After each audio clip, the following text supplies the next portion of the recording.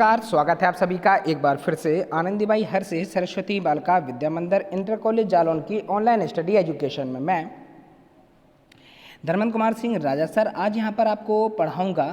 विषय जो है वो हमारा गणित का है और ये कक्षा 6 की क्लास है, जिसमें आपको पार्ट जो है यानी कि लेसन नंबर 3 पूर्णांक इंटीग्रल्स ये आपको पढ़ाने वाला हूँ। ठीक है, लेक्चर की अगर बात की जाए तो लेक्चर जो आपका होगा वो आपका 11वां लेक्चर होगा। ठीक है, इससे पहले मैंने आपको 10 लेक्चर और प्रोवाइड कराए हैं। अगर आपने वो नहीं देखे हैं तो पहले जाके देख लीजिए ताकि आपको चीज़ें आसानी से समझ में आती रहें। ठीक है, चलिए बेटा आगे चलते हैं। This is my YouTube channel. अगर आपने इसको सब्सक्राइब नहीं किया है तो जाके आप इसको सब्सक्राइब कीजिए, RS group of education by Raja sir.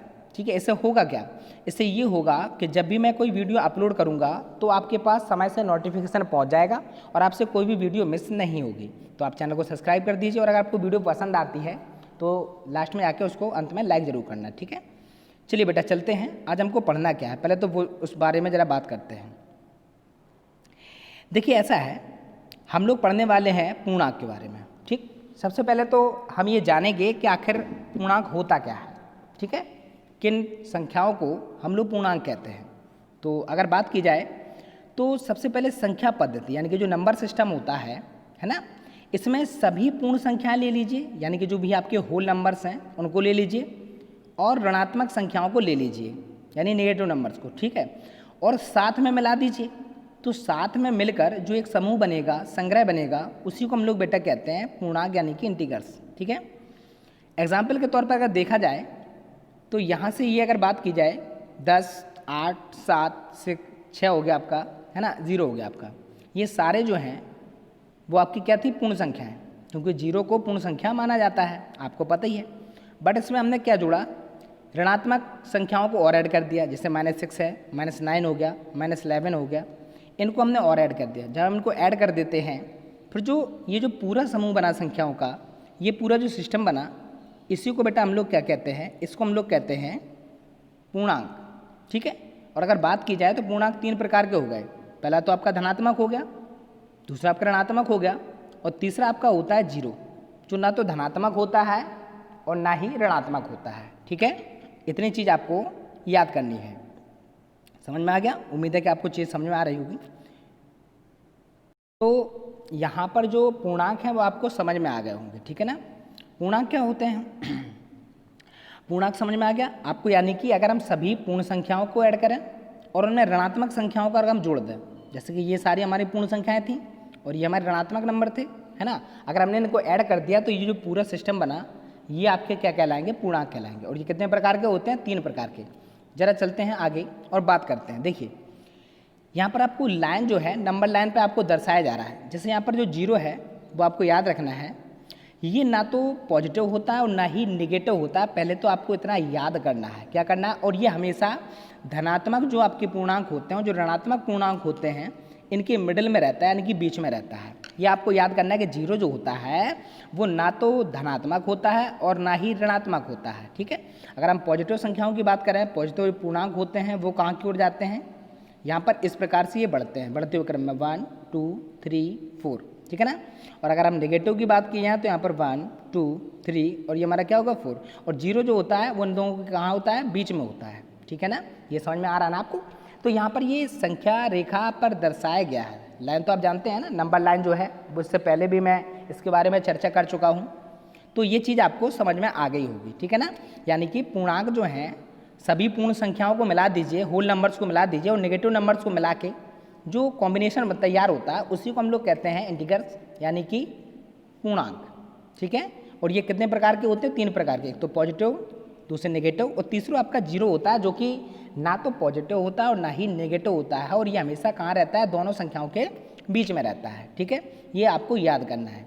और अच्छे समझने के लिए यहाँ पर दिखाया गया है, जब हम लेफ्ट टू राइट जाते हैं, जब हम लेफ्ट से कहाँ की ओर जाते हैं, 0 से 0 क्या हमने क्या मिडिल है, ये बॉर्डर हो गया आपका धनात्मक पूर्णांक और ऋणात्मक पूर्णांक का, ये क्या है आपका बॉर्डर हो गया। ठीक है ना, ये जो बॉर्डर है इसके अगर लेफ्ट टू राइट जाते हैं यानी कि राइट दिशा में हम लोग चलते हैं तो यहाँ पर कौन से नंबर प्राप्त होते हैं आपको, पॉजिटिव, और जब से लेफ्ट की ओर आते हैं तो वहाँ पर क्या होते हैं, नेगेटिव होते हैं। ठीक है, जैसे कि यहाँ पर दर्शाया जा रहा है, अगर हमें धनात्मक जाना है तो हम कहाँ की ओर जाएंगे, लेफ़्ट टू राइट की ओर जाएंगे, और यहाँ पर आपको 0 से अगर हम लेफ़्ट की ओर आएंगे यानी कि है ना राइट टू लेफ़्ट आ रहे हैं यहाँ पर, सीधे समझ लीजिए आप 0 से अगर लेफ़्ट की ओर आएंगे तो आपको ऋणात्मक मिलेंगे, और 0 से अगर राइट की ओर जाएंगे तो आपको धनात्मक पूर्णांक मिलेंगे। ठीक है ना, इतनी चीज़ आपको याद रखनी है। तो 0 कहाँ होता है, इन दोनों के बीच में रहता है, ये आपको याद करना है। ठीक है, जरा चलिए बात करते हैं कि पूर्णांक के प्रकार। ठीक है, टाइप्स ऑफ इंटीग्रल्स, ये कितने प्रकार के होते हैं ये हमको पढ़ना है। ठीक है, तो यहाँ पर क्या है कि जो पूर्णांकों की अगर बात की जाए तो ये 3 प्रकार के होते हैं। कितने प्रकार के होते हैं, 3 प्रकार के होते हैं, जैसे कि हम आपको पहले बता चुके हैं। पहला आपका होता है धनात्मक पूर्णांक, दूसरा आपका होता है ऋणात्मक पूर्णांक, और तीसरा आपका होता है 0 यानी कि शून्य। ठीक है, समझ में आ रहा है ना आपको। तो यहाँ पर आपको बहुत ईजिली से मैं कोशिश कर रहा हूँ कि आपको समझाऊँ। पूर्णांक आपको समझ में आ गया। पूर्णांक 3 प्रकार के होते हैं, पहला आपका होता है धनात्मक, दूसरा आपका होता है ऋणात्मक, और तीसरा आपका होता है 0 यानी कि शून्य। ठीक है, इसके आगे जरा चर्चा करते हैं कि क्या है। हम लोग बात करते हैं धनात्मक पूर्णांकों की, कि धनात्मक पूर्णांक होते क्या है।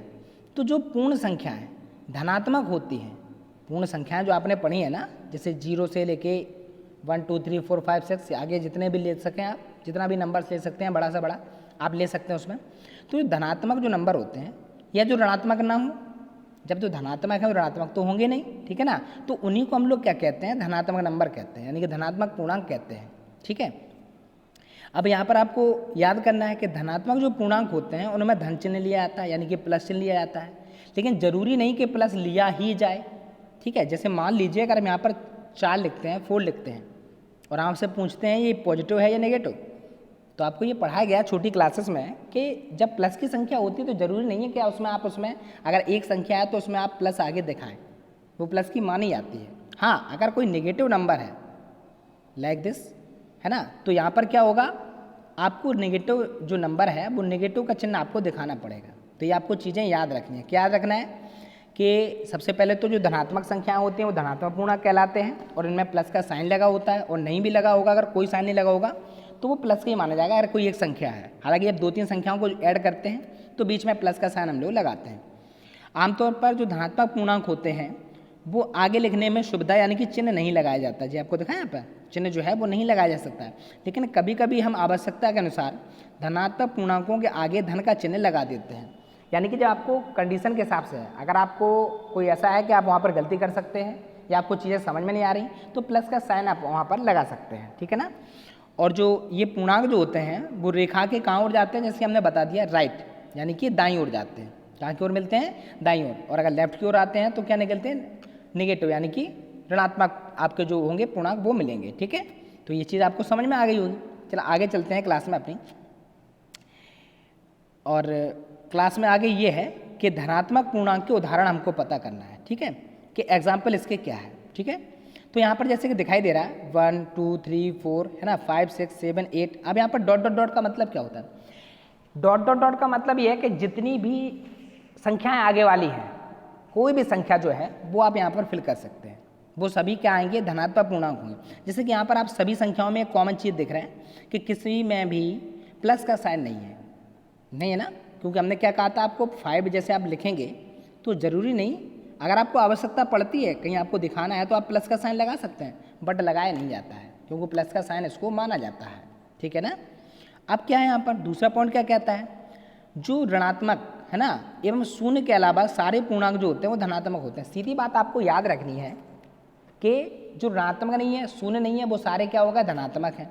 अगर हम ऋणात्मक की बात करें तो जिनमें माइनस का चिन्ह लगा है वो ऋणात्मक है, और शून्य को तो आप लोग पहले ही से जानते हैं। ठीक है, आगे चलते हैं, ऋणात्मक पूर्णांक क्या होते हैं। बस आपको समझ लेना है कि ऋण की जो संख्या होती है, बहुत ज़्यादा आपको लॉजिकली यहाँ पर चीज़ों को, एक मिनट, आपकी जो स्लाइड थोड़ा चेंज हो गई थी। ठीक है, तो यहाँ पर आपको क्या याद करना है, यहाँ पर आपको ये याद करना है कि ऋणात्मक पूर्णांक कौन से होते हैं, हर वो संख्या जिनमें माइनस का चिन्ह लगा है वो क्या कहलाएगी, आपकी ऋणात्मक पूर्णांक कहलाएगी। ठीक है ना, जैसे कि यहाँ पर लिखा है, हो गया। और ये हमेशा कहाँ की ओर माइनस चिन्ह लगा है, बस इतनी आपको थ्योरी याद रखनी हो, ये हमेशा कहाँ की ओर मिलते हैं, बाईं ओर आपको मिलते हैं, जो कि आप पहले पढ़ चुके हैं। ठीक है, मैं आपको इससे पहले मैं आपको बता चुका हूँ। ठीक है, अब यहाँ पर जरा बात करते हैं, तो ये जो आपको एग्जाम्पल दिखाई दे रहे हैं ना आपको एग्जाम्पल, ठीक है ना, ये कहाँ की ओर आते हैं, पहले तो याद रखिए, शून्य से लेफ्ट, यानी कि जब आप बाईं ओर आते हैं तो आपको ये नंबर मिलते हैं, ये -1 -2 -3 -4 -6 -7 है ना, -8। तो ये सारे जो नंबर्स हैं डॉट डॉट डॉट, हमने क्या कहा था कितनी बड़ी संख्या हो सकती है यहाँ पर, है ना। माइनस में बस आपको ये याद रखना है कि माइनस की जो यहाँ पर जो नंबर होता है, पहले यहाँ -1 होता है, -2, तो यहाँ पर जैसे जैसे हम जाते हैं तो संख्याओं का जो क्रम होता है, यानी कि छोटी संख्याएं प्राप्त होती हैं, बड़ी नहीं होती हैं। ये हम आपको आगे करके डिस्कस कर देंगे, ठीक है। आगे जब भी हम चलेंगे क्लास में तो मैं आपको वहाँ बता दूंगा, ठीक है। ये चीज़ आपको समझ में आ रही ना। तो माइनस जिन संख्याओं में लगा है वो आपके कहलाएंगे ऋणात्मक पूर्णांक, ठीक है। चलिए बेटा आगे चलते हैं। अब बात की जाए शून्य की, तो शून्य क्या होता है? शून्य पूर्णांकों के अंतर्गत ही आता है, यानी कि आपको अगर क्वेश्चन ये बने, यहाँ से ट्रू फॉल्स का क्वेश्चन बनता है, क्या शून्य जो है वो पूर्णांक है, तो आप कहेंगे बिल्कुल है। और ये कहाँ रहता है? ये धनात्मक पूर्णांकों और ऋणात्मक पूर्णांकों के ठीक बीच में रहता है। समझ में आ रहा है? यानी कि जो धनात्मक पूर्णांक होते हैं और जो ऋणात्मक पूर्णांक होते हैं उनके सटीक बीच में जो उनका बॉर्डर बनाता है उसी को बेटा हम लोग कहते हैं जीरो, यानी कि शून्य। और ये ना तो धनात्मक होता है और ना ही इसको क्या माना जाता है ऋणात्मक, बट ये पूर्णांक है। धनात्मक पूर्णांक नहीं है, ऋणात्मक पूर्णांक नहीं है, लेकिन ये पूर्णांक है। तो पूर्णांक हमारे कितने प्रकार के हो गए? 3। एक तो आपका हो गया धनात्मक, दूसरा आपका हो गया ऋणात्मक, और तीसरे की अगर हम बात करें तो आपका हो गया शून्य, ठीक है ना। तो यहाँ पर ये चीज़ समझ में आ गई ना आपको? एक बार फिर से जरा देख लेते हैं, ठीक है। यहाँ पर देखिए, ये डायग्राम आपको बहुत अच्छे से समझाएगा। यहाँ पर आपको दिखाई दे रहा है ये शून्य हो गया, ये ऋणात्मक पूर्णांक ये आपका पूर्णांक है, ना तो धनात्मक ना ही ऋणात्मक। और ये आपका है धनात्मक पूर्णांक, इस ओर धनात्मक संख्याएं प्राप्त होंगी और इस ओर आपकी ऋणात्मक संख्याएं प्राप्त होगी, ठीक है ना। तो ये आपको चीज़ समझनी है। और जो जीरो होता है वो उनका क्या बनाता है? बॉर्डर, यानी कि मध्य में रहता है। अब आपको कुछ याद रखना है, ये बताइए अगर एक जो है क्या वो 4 से छोटा है या बड़ा? तो आप कहेंगे बिल्कुल सर, एक जो है वो छोटा है और 4 संख्या जो है वो बड़ी है। अगर हम 5 और 6 में तुलना करें तो यहाँ पर जो संख्या इस ओर जो होगा ये क्रम जो है वो बढ़ता हुआ प्राप्त होगा।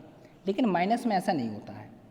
यहाँ पर कुछ चीज़ें मैं आपको डिस्कस करके बता देता हूँ कि यहाँ पर चीज़ें आप गलत ना करें कि जीरो जो होता है वो प्रत्येक माइनस वाली संख्या से बड़ा माना जाता है। क्या माना जाता है? बड़ा। यानी कि अगर माइनस के 1 और माइनस के अगर हम 4 में कंपेयर करें, यानी कि कंपेयर करें कि इनमें कौन संख्या बड़ी है, तो आप कहेंगे, आपका आंसर वैसे 4 की ओर जा रहा होगा, लेकिन राइट आंसर आपका होगा 1, यानी कि 1। अब कैसे? बस इतना समझ लीजिए, माइनस का मतलब है कि कोई किसी से कर्जा लिए हुए है, ऋण में है, घाटे में है। माइनस का मतलब क्या है? घाटे में है कोई चीज़। तो -1 का घाटा ज़्यादा बेहतर है या -4 का? बोलेगा आपके सर 1 का घाटा ज़्यादा बढ़ गया, 4 में तो हम बहुत ज़्यादा लॉस में चले जाएंगे। तो बस आपको यही याद रखना है। पहला तो जीरो जो होगा वो प्रत्येक, अगर हम बात करें माइनस के 1000 अगर लिखा है और माइनस के कहीं 1 लिखा है, तो अगर हम इसमें ये पूछें कि बड़ी संख्या कौन सी है, तो आप क्या कहेंगे? 1 जो होगा वो बड़ा होगा और 1000 जो होगा वो क्या होगा? छोटी संख्या होगी। कैसे होगी? 1 रुपये का घाटा इस कंपनी को हो रहा है, इसको 1000 का घाटा हो रहा है, तो किसको ज़्यादा घाटा हो रहा है? यानी नुकसान में कौन है? ये वाली। तो आपको ये याद रखना है कि जैसे जैसे हम इस ओर जाएंगे, है ना, इस ओर जाते रहेंगे हम लोग, तो यहाँ पर जो नंबर जो प्राप्त होंगे आपको, संख्याएं जो प्राप्त होंगी वो हमेशा कैसी प्राप्त होंगी? छोटी प्राप्त होगी, ठीक है ना। समझ में आ गया आपको? अब चलिए चलते हैं, शून्य के बारे में हमने पढ़ लिया था। यहाँ पर लेक्चर जो है वो हमारा समाप्त होता है। इसके बाद हम लोग एक्सरसाइज पे आएंगे कि एक्सरसाइज में हमको पढ़ना क्या है, ठीक है। उससे पहले मैंने आपको बहुत सारी चीज़ें डिस्कस कर दी। उम्मीद है कि जब आप लेक्चर पढ़ेंगे या जो सवाल लगाएंगे तो उनमें हम लोग गलतियाँ नहीं करेंगे, ठीक है। इस लेक्चर को बहुत अच्छे से समझें। बस आपको कुछ ही चीज़ें ध्यान देनी है। वो भी क्या? पूर्णांक कितने प्रकार के होते हैं? तो आप कहेंगे सर 3 प्रकार के होते हैं। कौन कौन से होते हैं? धनात्मक, ऋणात्मक और शून्य होता है, ठीक है ना। बस इतना ही आपको याद रखना है। माइनस का चिन्ह लगा हो तो क्या हो जाएगा? ऋणात्मक। प्लस का साइन लगा भी हो सकता है और नहीं भी लगा हो सकता है, अपनी सुविधा के अनुसार। जीरो तो आप लोग जानते हैं जीरो।